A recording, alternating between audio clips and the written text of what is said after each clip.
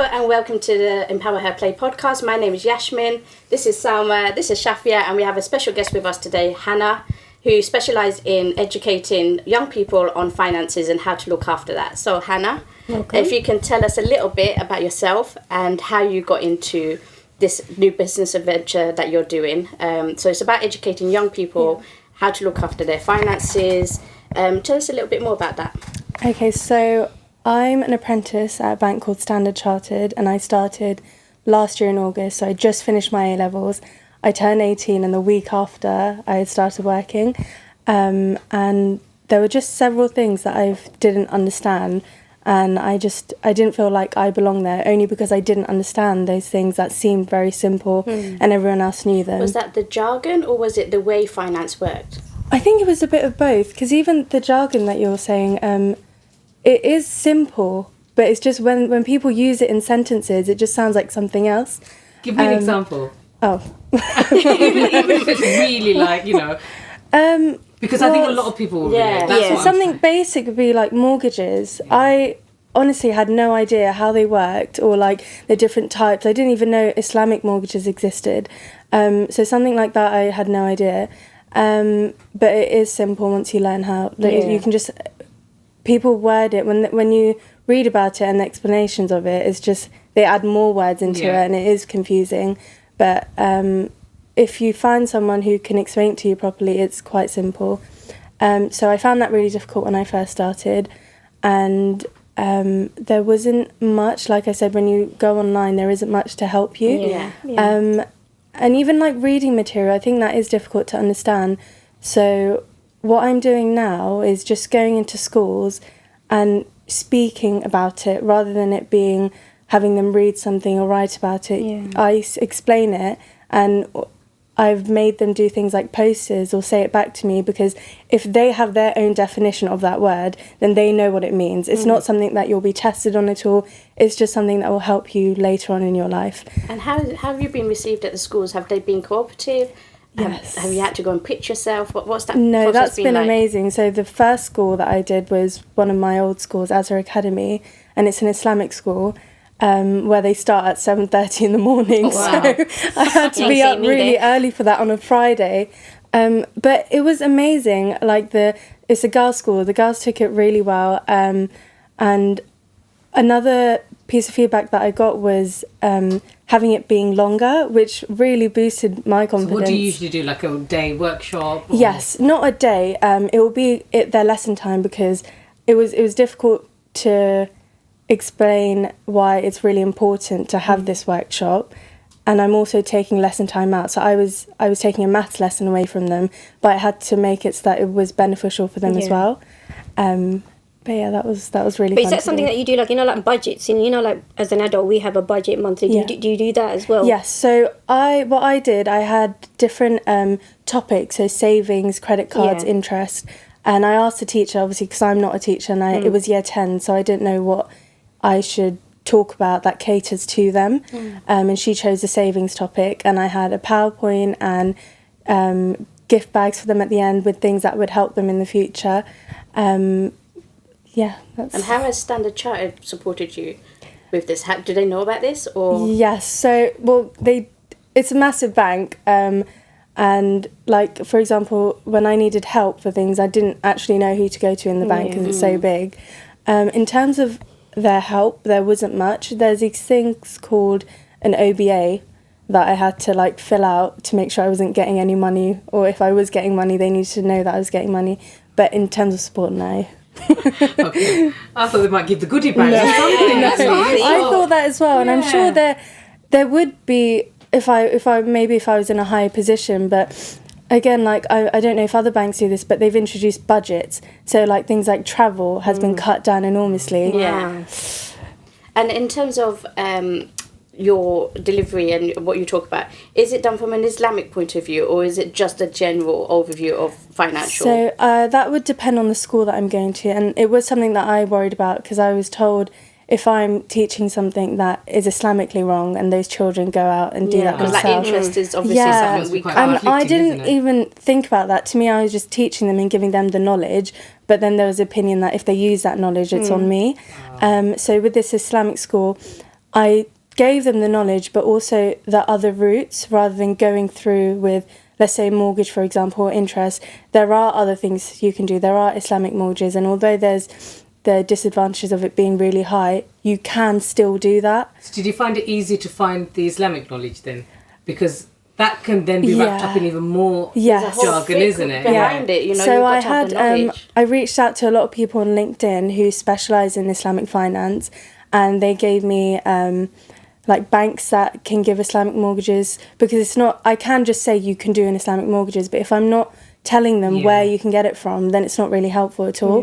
But yes. No, but that's brilliant, because we did the youth group with MSA, and one of the topics that the youth brought up was we would love to have something like it should be in the curriculum. Their thing was it should be in the curriculum, or becoming a little bit more savvy when it comes to your money and what you do with it, especially when you sort of turn 18, and a lot of people moving out at this point, they have no idea how to what a mortgage means or how to go about It's like a life skill, savings account. Exactly. What is the meaning of, like, you got the 1 year savings, the 5 year savings? What You does that can't mean? touch the money if you put it in a 5 year savings account. So did they realise the implications of that you can't withdraw unless there's a penalty paid? Yeah. So it's really like that. Basic. We do maths for like 6-7 years. Yeah, but they don't explain that. That's it. So yeah. But you know, when you did go into these classes, how did the kids get into it? Like, how did they find it? I was so nervous, like I was shaking right before, but alhamdulillah, when I started, I just flowed, which was really helpful. But in terms of the kids' engagement, I gave the goodie bags first. So they were busy with the goodie bags. Always give it at the end. You know your peers and well. I had like little sweets in them. And it's 7:30 in the morning, and so they had already started having and so the teacher like had to step in and tell them not to do that. But I was just really happy that they were engaged the whole time. Oh, that's good. And what other schools have you been to? Have you been to in sort of like mainstream school? At the moment, it was only Azhar Academy, because I started in June, and summer holidays. Summer holidays, and I didn't know that schools don't actually respond to emails in the summer holidays. You don't like to work. No, they like to work. So I've just got. I'm just waiting for September, and then hopefully I can. So sorry. Are you open to all areas like the Redbridge, Newham? Yeah. Oh, okay. Yeah. But how do you get in contact with them, or the school has to? No, so I with Azhar Academy, I reached out to a specific teacher. No, actually, I reached out to the school, and a teacher responded back to me. So I'm assuming that would be the same things, that the email would be forwarded on to whoever it concerns. And hopefully, once September starts, I'll just be on a roll with loads of schools. That is the goal for this. Yeah, no, we need this. We definitely need this for the kids. We say for the kids, there's a lot of adults. Even adults, I don't understand mortgage. I don't even understand mortgage. Like, I was looking at statistics when I first did this, and only 27% of adults in Britain can pass a financial literacy test. Like, it's. I work in a bank, and I don't think I would be able to pass it. Do you know what I mean? It's the jargon is, unless you work in that particular department, you really don't worry about the other departments. Yeah.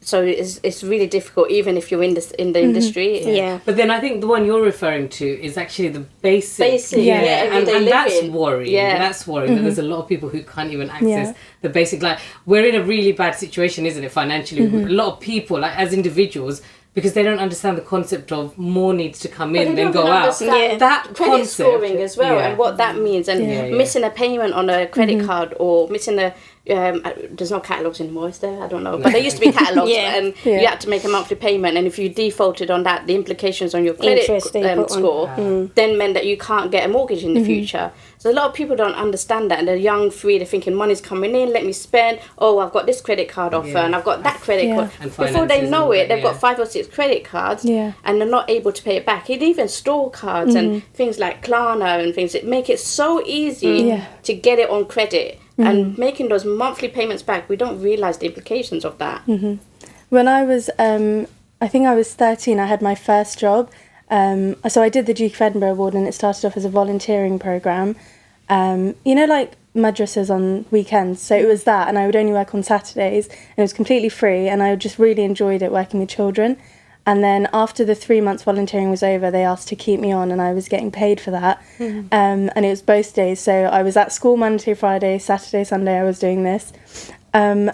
And they were paying me for my age, so £5 an hour. I was getting a lot. And I don't know where that money is now. I ran through like that.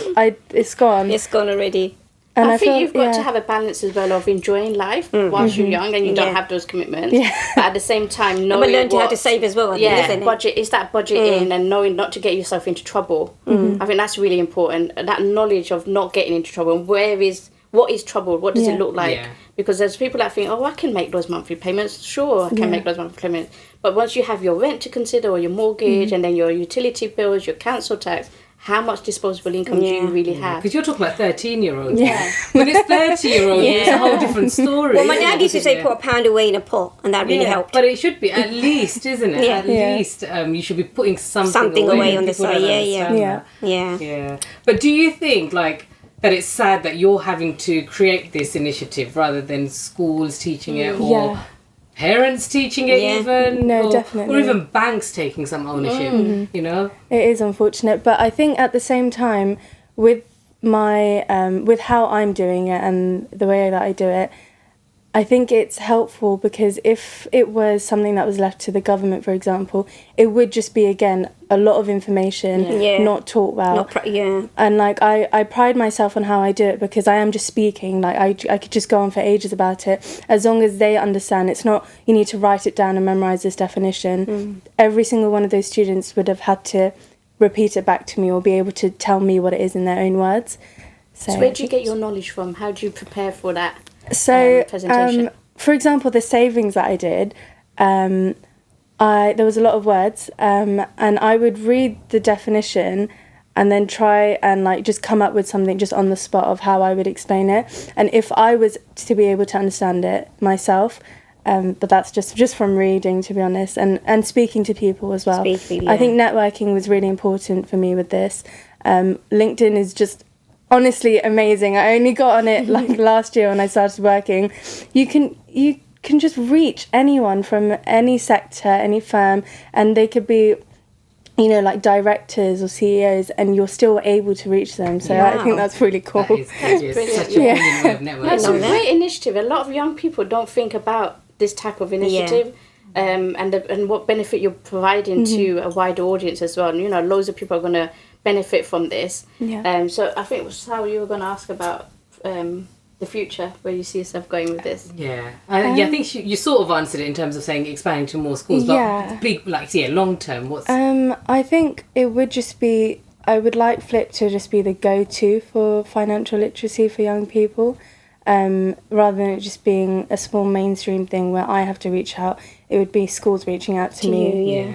What age group are you doing? At the moment, secondary schools. Oh, secondary school. Yeah, okay. Not primary. I wanted to do primary, but I don't think so. The feedback that I've gotten in terms of when I've reached out to primary schools was they don't really want it. So hopefully, if I was to become larger and have, because but at say year 5, you're 10 years old, you're not really worrying about these things, or even no. But don't you think you should be started early? Because recently now in this holiday, I start finding things on budgets on Instagram, like an example template. And I've been telling my son to do it because I want him to start learning, because you need this. This is life. When you go out there, this is what it is, isn't it? Exactly. Basics. So I think the young age is better, isn't it? I guess eventually, isn't it? Eventually. But I think when it comes to sort of year 10, year 11, they need to be, because a lot of children then finish school and they're moving out or whatever, and they just don't know how to navigate through the world on their own. And, this kind of, not everyone has someone to rely on. You can't just think, bank of mum and dad. No. That's not an option. Because at uni you get a lump sum of money, and before you even know it, they've spent it before they started uni.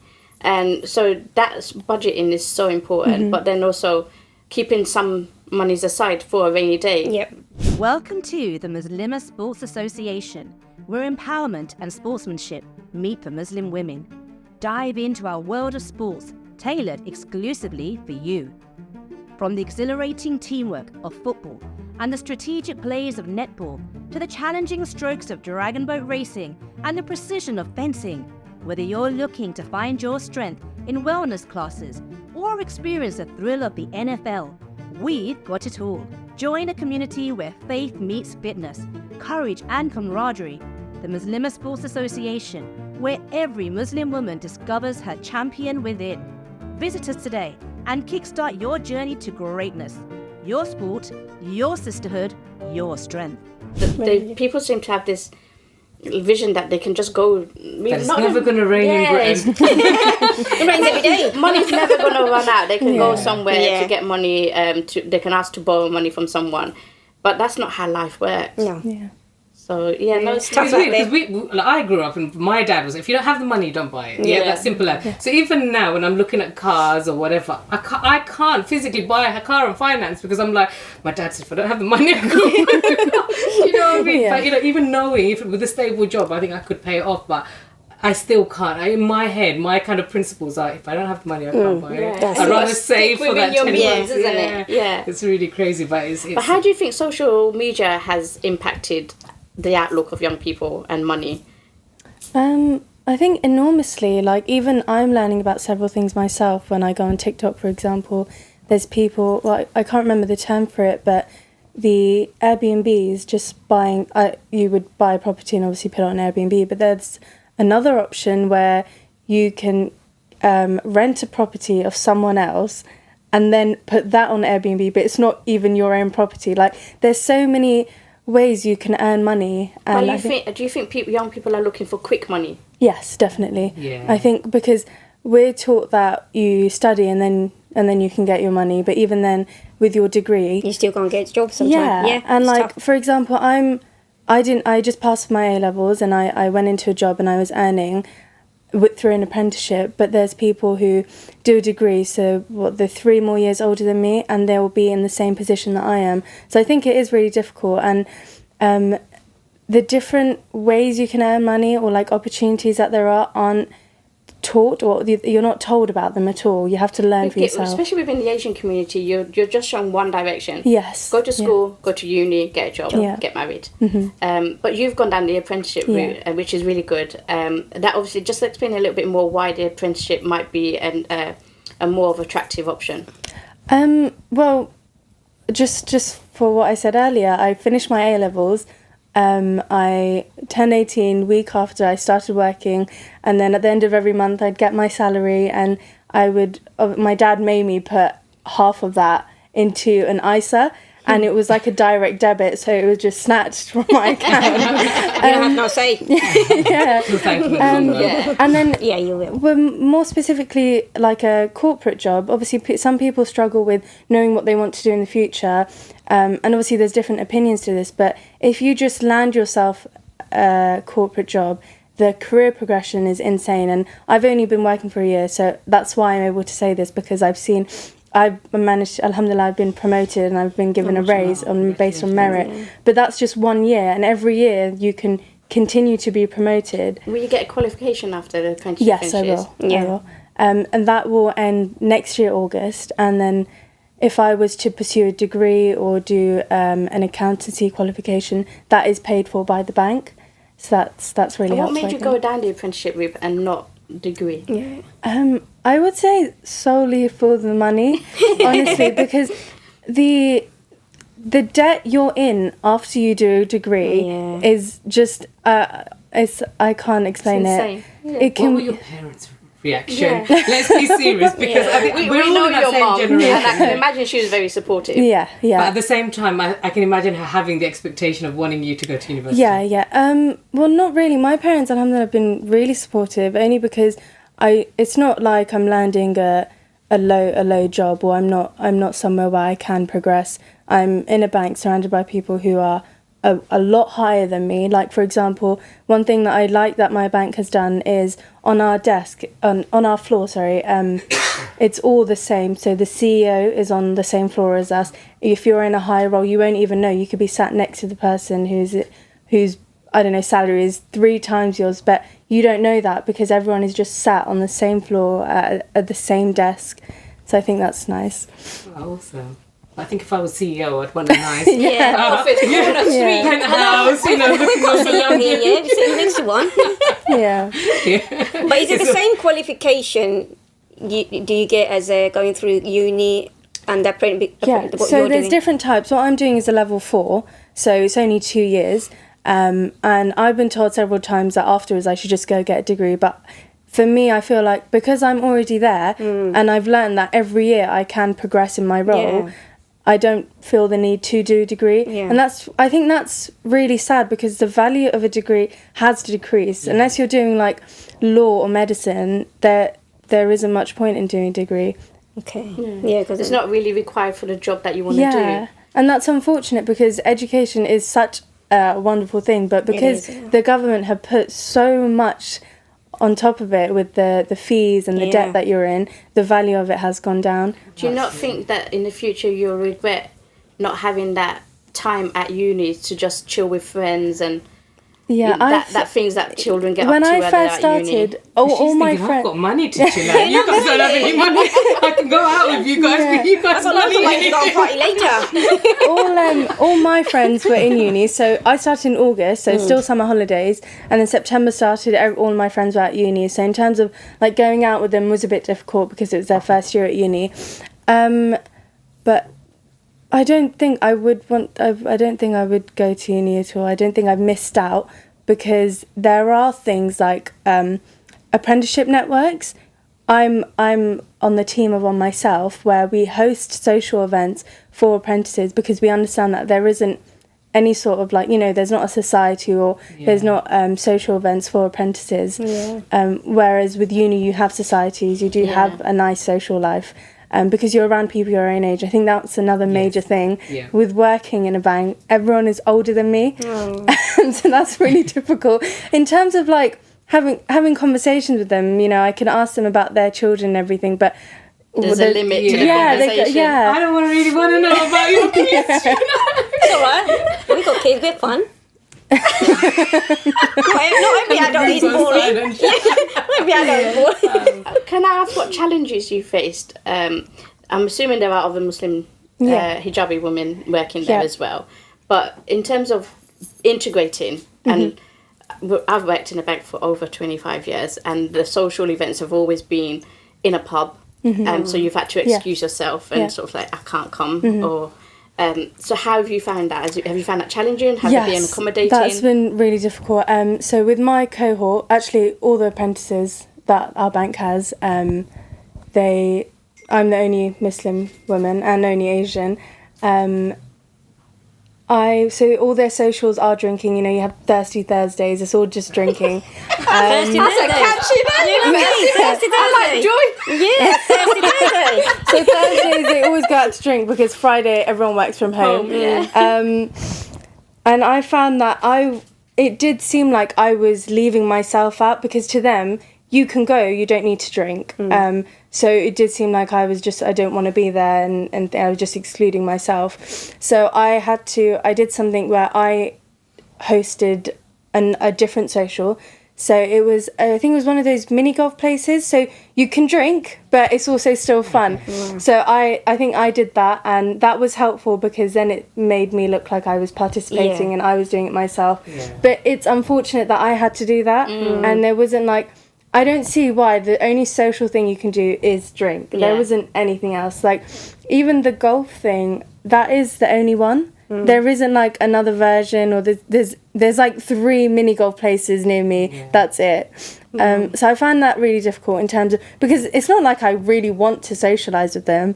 I just know that I have to, because then it pushes myself just the work out. thing, Yeah, but I found that difficult. I've also found the dress code quite difficult. I think in terms of like being a Muslim woman, I'm comfortable wearing jilbab and abaya in this area, but if I was to wear it there, I just feel completely like locked out. I don't know, it's just, so I've leaned into dresses and a bit like looser clothing, but I found that difficult because everyone else around me is wearing whatever they like. Have you grown up on, let me get my words out, have you grown up on wearing abayas and jilbabs? No, I haven't. Well, I've seen, my mum that's the only thing she wears, so I've seen that. It's not something that's like uncomfortable to me. What's the uniform at school? Because you said you went to Islamic school. Oh, the Islamic school I went from year 7 to year 9, that obviously jilbab and abaya, and then I moved to a state mixed secondary school, which is like an extrime, like opposite end. That was something else for me. That was really, I would say, character building. I don't regret it at all, because when it comes to children moving schools, for example, secondary school or like primary school to secondary school, that is really helpful in terms of their social, like how social they are, and in terms of making conversation. Builds resilience as well. Yeah, definitely.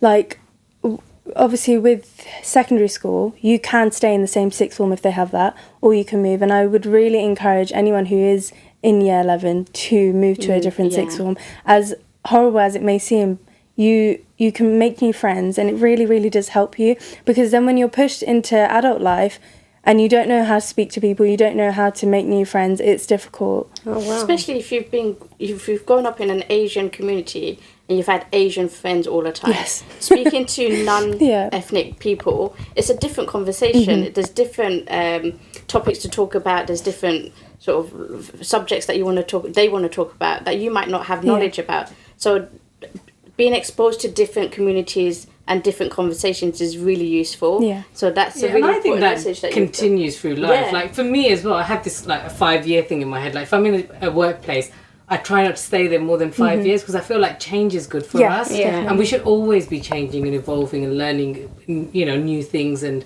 new people and all of that. I think there's lots to learn from each other as well. Yeah. Just the way of their lifestyle, how our lifestyle, we can teach them, they can teach us, and that's something that's part of integration, isn't it? In society. So, and it breaks down the barriers of what perceptions they might have had of Muslim people. So that's something I really encourage as well, not just sticking within your own bubble, but getting out there, talking to lots of different people, even volunteering at lots of different places gives you that exposure as well. Yeah, and that's massive, because every time we step out, we were talking in a previous episode as well about we are representing. We are representing Muslim women, Asian women, Bengali women. We are representing all of that. So when you walk into your workplace, there's probably already a lot of assumptions, isn't there? Yeah, I've found that really difficult because I'm someone who's quite irritable. I do get annoyed, and in the workplace that was extreme. Like there were so many things that would just annoy me, but I couldn't, react or say anything. Anyone else would be able to, but because of how I look, that is just a reflection of what they would just assume that's what everyone else would be like that looks like me. So it would give me a bad look, but I should be able to express how someone has made me feel. Because on the flip side of that, we then get that impression that Muslim women don't say anything. Yeah. You can do anything and move all their pencils around and they're never going to react. So I've got to think about my pencils. All right. But is there a uniform for your workplace? Or can you wear your abaya? I'm sure I would be able to. It's just my... You feel uncomfortable. Yeah. I said go for it. Yeah. I'll see. I'll let you know. Do what you need to. Yeah. Is there an ED&I group that you can be part of to maybe shape future policies? So this is just... I think I'm just saying bad things about my bank now, but no, there actually isn't. So from, I think around Ramadan, I noticed that they didn't... my bank they don't have any branches in the UK. No. The only thing in the UK is the head office. Everything else, so the retail banks are in other countries. There's one in Bangladesh. Yeah, there is. I've got an account there. And so the thing that I shouldn't have done, but I did anyway, I had an expectation, I thought they would say something with it being Ramadan and so many of their employees fasting, but there was none of that. And then Eid came, it was my first Eid in this bank, there was nothing. And I thought, instead of holding negative feelings towards this, I can maybe do something of my own. It's so difficult knowing who to reach out to. I've reached out to so many people. It started off as a Islamic network. I thought I could start that within the bank, and I didn't receive much traction off of that. And then I thought, let's turn it into a multicultural thing. Still nothing. So we're working on that. Inshallah, something. Don't give up. But sometimes it's the terminology that you use, so maybe just keep it as a diversity group. Yeah. It is annoying. So I didn't know this, but this month is South Asian Heritage Month. They haven't done anything or said anything, and I think someone on a part of the D&I Diversity and Inclusion group had the idea of hosting 2 events, but one of them was connected with SE Pride, and I just thought for something where you have so many retail banks in South Asian countries, I don't see why it couldn't be an event as it's on its own. You know, there's so many employees from South Asian heritage. It should have been a massive thing, but it wasn't. And it, you know, the idea was to partner it off with something that they think is a lot bigger than South Asian Heritage Month, and that really annoyed me. And what's funnier is it didn't even happen. None of those events happened. It was awful. Just keep trying, but like Yash said, I think word it differently, approach it differently, because you don't want to come across the one who's always complaining about everything, you know. But change has to happen. And I think it needs. Manchester United's got a Muslim supporters group. They've just launched it this season, and there was quite a lot of negative feedback on Twitter or X, saying that why has football now become religious, and why are we trying to segregate rather than integrate and unite? Manchester United, obviously united in the name. So there was a lot of negative comments when that group was launched, and I can see their point. You know, us as Muslims should be able to go to a football match without worrying about what we look like, what we're wearing. But unfortunately, the last few months have shown that there's still this negativity around us, and we want to be integrated, but we also need to have some sort of protection as well. That if you want to go to a match, let's go together as a group. Have a little section there that we want to, where we feel comfortable, where there's no alcohol. We're comfortable with who we're standing next to. We're not going to be abused by that. And I think that's why it's important that this group exists. But I can see also the comments about why. Thank you for joining us today, Hannah. I've really enjoyed the conversation. Thank you. Good luck with everything. What's your social media handles?